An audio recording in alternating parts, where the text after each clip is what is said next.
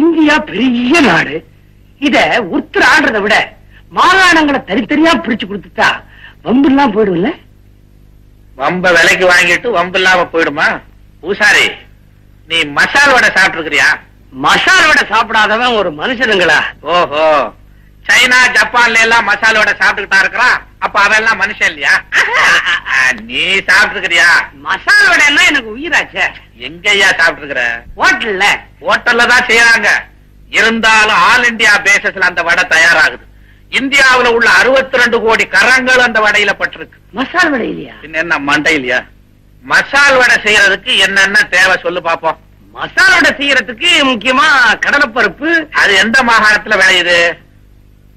மகாராஷ்டிரா. துவரம் பருப்பு மத்திய மாகாணம். கடுகு கல்கட்டா. வெங்காயம் பச்சை மிளகா ஆந்திர பிரதேசம். எண்ணெய் குஜராத்.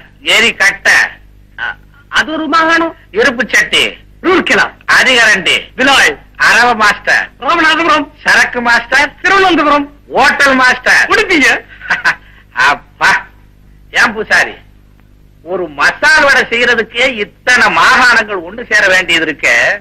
நீ மாகாணங்களை பிரிச்சு கொடுத்துட்டா மசால் வடை எப்படி சாப்பிடுவ? இத்தனோண்டு மசால் வடைக்கு அப்புறம் நீ இந்தியா பூரா நாயா அலையணும். ஆகையினால பூசாரி, பிரிவினைங்கிறத நாட்டுல மாத்திரம் இல்ல, வீட்டுல கூட பேசாத. அது ஒரு அபாயகரமான விஷயம்.